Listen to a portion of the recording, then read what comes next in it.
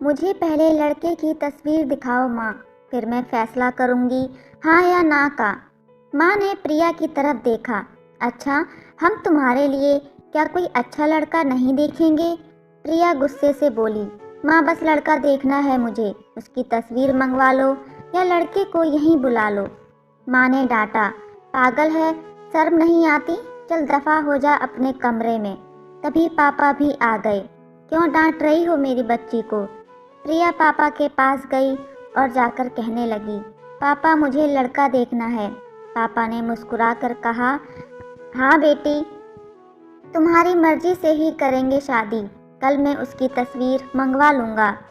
लड़के का अपना होटल है, पढ़ा लिखा है, प्यारा है, लेकिन प्रिया को तो लड़का देखना था। लड़का तो प्यारा है। प्रिया ने हाँ कर दी। 10 दिनों में ही प्रिया की शादी हो गई। प्रिया का हमसफ़र नितिन, जिससे अरेंज मैरिज हुई थी, ना कभी मुलाकात हुई, ना कभी कोई बात, कभी एक दूसरे को मिले भी नहीं। ये ऐसा पवित्र रिश्ता होता है, दो अजनबी एक जान हो जाते हैं, जो कभी ज़िंदगी में मिले भी ना हो, दो पल भर में एक दूसरे की जान बन जाते हैं। पहली रात थी। नितिन कमरे में आया, हाथ में आइसक्रीम पकड़कर। प्रिया नज़रें झुकाए बैठी थी। आइसक्रीम तो नितिन की फेवरेट थी। नितिन पास बैठ गया। नितिन थोड़ा सा शर्माता भी था। आइसक्रीम खाते हुए बोला, जितने पैसे शादी पर खर्च किए, इतने की काश मैं आइसक्रीम खा लेता। प्रिया का घूंघट उठाकर बोला, आप खाओगी? पहले तो प्रिया ने शर्माते हुए मना कर दिया। फिर नितिन ने प्यार से कहा, खा लो, खाने से प्यार बढ़ेगा। प्रिया को आइसक्रीम दी और खुद भी खाने लगा। प्रिया सारी आइसक्रीम खा गई। नितिन ने जब पूछा, आइसक्रीम पूरी ख़त्म कर दी? तो प्रिया मुस्कुराने लगी, वो तो मैं खा गई। नितिन भी मुस्कुराने लगा और बोला, आप पहले कहती हो कि नहीं खाती, और अब देखो सारी की सारी खा गई हो। यह आइसक्रीम 50-50 की थी। प्रिया नितिन को पहली ही रात में इतना तो समझ गई थी कि नितिन दिल का बहुत अच्छा है। रात भर मोहब्बत भरी बातें होती रहीं। जिंदगी अपनी असल मंजिल की तरफ मुड़ गई थी। वक्त गुजरने लगा। प्रिया के भाई की शादी थी। प्रिया 4 महीने की प्रेग्नेंट भी थी। प्रिया ने नितिन से कहा, मुझे शादी में जाना है। नितिन प्रिया के पास बैठकर बोला, प्रिया, डॉक्टर ने आपको लंबी यात्रा करने से मना किया है, इसलिए मैं कोई रिस्क नहीं लेना चाहता। मैं इजाज़त नहीं दे सकता शादी में जाने की। प्रिया को बहुत गुस्सा आया। नितिन, पागल हो गए हो क्या? मेरे भाई की शादी है और आप कह रहे हैं कि मैं नहीं जाना? आप मुझे कार में बैठाकर आराम से छोड़कर आ जाओ बस। नितिन ने प्रिया का हाथ पकड़ा, प्यार से फिर समझाने लगा, प्रिया क्यों बेकार की जिद करती हो? डॉक्टर ने यात्रा करने से मना किया है तो मैं नहीं जाने दे सकता। तुम लापरवाह हो जाती हो और मैं तुमको किसी के भरोसे नहीं छोड़ सकता। इतना कहकर नितिन कमरे से बाहर चला गया। प्रिया रोने लगी। प्रिया ने अपनी माँ को फ़ोन किया। नितिन मना कर रहे हैं शादी में आने के लिए। माँ ने समझाया, बेटा अगर वो कह रहा है तो मत ही आओ। लेकिन प्रिया की भाभी और भाई जिद करने लगे, क्यों नहीं आने दे रहे हैं नितिन हमारी बहन को? वो रात को प्रिया के पास आए। नितिन भी घर पर ही था। कहने लगे कि मेहंदी है, 3 दिन की ही बात है, प्रिया को लेने आए हैं। नितिन ने प्रिया की तरफ देखा। प्रिया, मैंने क्या कहा था तुमसे? प्रिया ने नजरें झुका ली और कमरे में चली गई उठकर। नितिन को गुस्सा तो बहुत था, लेकिन उसने सब्र कर लिया। 1000 रुपया जेब से निकाले और प्रिया को दिए। ये कुछ पैसे रख लो, बाकी और चाहिए तो ले लेना, मैं आऊँगा कल। प्रिया बहुत खुश थी। नितिन ने अपने सीने से लगा लिया प्रिया को। अपना ख्याल रखना प्रिया। फिर प्रिया शादी में चली गई। मेहंदी की रात प्रिया की बुआ की लड़की भी आई हुई थी। डांस भी किया, काफ़ी एंजॉय किया। बारात वाले दिन जब भाई की बारात लड़की वालों के घर पहुंची तो बारिश हो रही थी। गली में काफ़ी कीचड़ था। प्रिया का पांव फिसला और वह गिर गई। गिरते ही उसके पेट में दर्द होने लगा। प्रिया ज़ोर ज़ोर से रोने लगी। जल्दी से प्रिया को अस्पताल ले गए। प्रिया दर्द से चिल्ला रही थी। नितिन को कॉल की और प्रिया के बारे में बताया। नितिन घबरा गया और वो जल्दी से अस्पताल पहुंचा। डॉक्टर प्रिया को इमरजेंसी वार्ड में ले गए थे। नितिन बहुत परेशान था। दिल की धड़कनें बेकाबू थीं। जुबान पर ईश्वर का जाप था। बाकी सब लोग शादी की खुशियों में मग्न थे, लेकिन यहाँ नितिन परेशान खड़ा था। कुछ देर बाद डॉक्टर कमरे से बाहर आए। उन्होंने सॉरी कहते हुए बताया, आपके बच्चे को नहीं बचा सके। नितिन बेजान सा होकर कुर्सी पर बैठ गया। भगवान से हिम्मत मांगकर जल्दी से वार्ड में गया। प्रिया रो रही थी। नितिन को देखकर मुंह मोड़ लिया। नितिन पास बैठ गया और प्रिया के सर पर हाथ फेरने लगा। अच्छा चल, चुप कर, रोना बंद कर, बस ऊपर वाले की मर्जी थी। प्रिया फूट फूट कर रोने लगी। नितिन, मुझे माफ़ कर दो, मुझसे गलती हो गई। नितिन ने आंसुओं से भीगी हुई पलकों को चूम लिया। अरे बस बस मेरी जान, रोते नहीं हैं, बस ऊपर वाले की मर्जी थी, चुप हो जाओ। प्रिया खुद को गुनहगार समझ रही थी, अपने बच्चे और नितिन का। नितिन समझाने लगा और प्रिया का सर अपनी गोद में रख लिया। चुप हो जा मेरी जान, रो मत, अब देख मैं तेरे पास हूँ। और फिर प्रिया को लेकर घर चला गया। शादी खत्म हुई, सब घर आ गए प्रिया का हाल पूछने। प्रिया खुद पर इल्ज़ाम दे रही थी। मुझे रोका था नितिन ने, लेकिन मैं जिद करती रही, शादी में जाना है। अगर मैंने इनकी बात मान ली होती तो आज शायद मैं अपना बच्चा न खोती। नितिन समझ रहा था प्रिया दिल ही दिल में खुद को कसूरवार ठहरा रही है, इसलिए नितिन प्यार से समझाता रहा प्रिया को, अरे पागल है, खुद को परेशान ना कर, ऊपर वाले की मर्जी थी, ना ऊपर वाले ने चाहा तो हमें फिर से औलाद जरूर देगा। प्रिया नितिन की आंखों में देख रही थी। नितिन, आप इतने अच्छे हैं, मुझे डांटा नहीं, आपने कुछ कहा नहीं। नितिन ने लंबी सांस ली, मुस्कुराकर बोला, जब तुमने मेरी बात मानी ही नहीं तो प्रिया अब कुछ कहने का क्या फ़ायदा। प्रिया समझ रही थी नितिन का खामोश गुस्सा। 1 साल बाद फिर ऊपर वाले ने उनको बेटा दे दिया। सब बहुत खुश थे। नितिन अपने बेटे को बाहों में उठाकर झूमने लगा। प्रिया बेड पर लेटी नितिन की आंखों में बेटे की मोहब्बत में निकलते आंसू देख रही थी। जिंदगी में अच्छे दिन आते हैं, लेकिन अक्लमंद वही होता है जो खुद को हालात में ढाल लेता है। नितिन के 2 भाई जो नितिन से अमीर थे, उन दोनों भाइयों का अपना अच्छा खासा बिजनेस था, लेकिन नितिन का छोटा सा होटल जिससे बस गुजारा हो रहा था।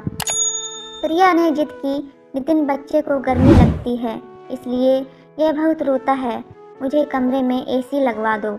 नितिन ने सिर पर हाथ रखा, अरे प्रिया, पागल हो गई हो क्या, मेरे पास नहीं है इतने पैसे एसी के लिए। प्रिया ने जिद की, मुझे एसी चाहिए, बस कमरे में। नितिन अपने बेटे को सीने पर लिटाकर खेल रहा था उसके साथ। प्रिया एसी लगवाने की जिद किए बैठी थी। नितिन ने प्रिया का हाथ पकड़ा, अपने करीब किया। प्रिया, पता नहीं क्यों इतनी चिंदी हो तुम, लगवा दूंगा एसी। ये लो, सो गया मेरा राजकुमार, इसको लेटा दो। 2 साल बाद ऊपर वाले ने एक बेटी भी दी। वे दोनों बहुत खुश थे। हर अच्छी बुरी ख्वाहिश पूरी करता था नितिन, लेकिन फिर भी छोटी छोटी बातों पर उनमें झगड़ा ही रहता था। बेटा 4 साल का हो गया था, बेटी छोटी थी। नितिन का होटल का काम अच्छा नहीं चल रहा था। नितिन कुछ परेशान था। घर आया, देखा बेटे ने उसका लैपटॉप तोड़ दिया था। प्रिया मोबाइल पर लगी हुई थी। नितिन ने देखा लैपटॉप टूटा हुआ पड़ा है। नितिन चिल्लाकर बोला, प्रिया ये क्या है? प्रिया ने देखा, ये आपके लाडले ने तोड़ा है। नितिन गुस्से में पहले ही था। प्रिया को गाली देकर बोला, तुम्हारा दिमाग काम नहीं करता, इसमें मेरा सारा डेटा था, तुम पागल हो क्या? जाओ खाना लेकर आओ, उठ जाओ। प्रिया गुस्से से बोली, नितिन मैं नौकरानी नहीं हूँ, सारा दिन बच्चों को संभालूं और फिर तुम मुझे गाली दो। सारा दिन इतना काम करो और कदर इतनी सी है, गाली दे रहे हो। प्रिया खाना लेकर आई। बैंगन बने हुए थे। नितिन बैंगन देखकर चिल्लाकर बोला, तुम्हारा दिमाग खराब है? तुमको कितनी बार समझाया है, मैं बैंगन नहीं खाता। नितिन ने खाना उठाकर फेंक दिया और उठकर बाहर चला गया। इतने में बेटे ने कांच का गिलास तोड़ दिया जो हाथ पर लग गया, जिससे काफ़ी खून बहने लगा था। हाथ से प्रिया ने बेटे को एक दो थप्पड़ लगा दिए। बहुत तंग आ गई हूँ मैं तुम बाप बेटे से। बेटे को उठाकर कमरे में ले गई, साथ ही उसे बोल रही थी, 5 साल हो गए इस इंसान के साथ, कदर ही नहीं है, और बेटे के जख्म पर मरहम लगाने लगी। इतने में बेटी भूख से रोने लगी। बेटी को गोद में उठाया। इस इंसान की ऐसी हरकतें रहीं तो गुजारा मुश्किल हो जाएगा। रात भर नितिन गायब रहा। प्रिया ने भी फ़ोन करके नहीं पूछा। प्रिया ने अपनी माँ को बताया, नितिन आजकल न खर्चा दे रहा है, न अच्छे से बात करता है, गालियाँ देता है। माँ ने कहा, अच्छा हम बात करते हैं दामाद जी से। उधर नितिन को अपने करे का महसूस हुआ कि उसने अच्छा नहीं किया प्रिया के साथ। आज घर जाकर प्रिया को सॉरी कहूँगा। घर आया, देखा घर में प्रिया के माँ बाप, चाचा सब आकर बैठे हुए थे। नितिन ने प्रिया की तरफ देखा। प्रिया खामोश रही। नितिन ने नमस्ते किया। उसके बाद बात तो शुरू हो गई। माँ चिल्लाकर बोली, क्यों बेटा, तुम खर्चा नहीं देते हो प्रिया को और गालियाँ क्यों देते हो? नितिन को बहुत गुस्सा आया। घर की बात थी, हम दोनों आपस में सुलझा लेते। नितिन ने गुस्से से कहा, इसको सब कुछ देता हूँ, ये बस तमाशा लगाना चाहती है। प्रिया भी गुस्सा थी। वो भी गुस्से में बोली, क्या देते हो? वो महीने में 10,000 देते हो, जिसका दोनों बच्चों का दूध भी पूरा नहीं होता। एहसान करते हो मुझ पर, तुम्हारे बच्चों पर खर्चा करती हूँ। बहस इतनी बढ़ गई कि सबके सामने नितिन ने प्रिया को थप्पड़ मार दिया। प्रिया की माँ को बर्दाश्त नहीं हुआ और वो अपनी बेटी को साथ ले गईं। दोनों बच्चे भी साथ ले गईं। नितिन ने भी नहीं रोका उन्हें। प्रिया नाराज होकर चली गई। प्रिया को थप्पड़ ज़्यादा जोर का लगा था, निशान बन गया था चेहरे पर। माँ भी रोने लगी। ना जाने पहले भी कितना जुल्म करता होगा मेरी बेटी पर, कमीना इंसान। नितिन पहले से ही अपने होटल की वजह से परेशान था, काम ना होने की वजह से, और अब ये परेशानी बन गई। प्रिया मायके में थी, नितिन यहाँ था, घर में परेशान था। हालात इतने खराब हो गए, नितिन को अपना होटल बेचना पड़ा। 2 महीने गुजर गए। दोनों ने एक दूसरे से बात तक नहीं की। दोनों गुस्से में थे। नितिन कहता, खुद गई है, खुद वापस आए। प्रिया की अकड़ थी, मनाने आएगा तो जाऊंगी। दिन गुजरते गए, 8 महीने गुजर गए, कोई बातचीत नहीं हुई।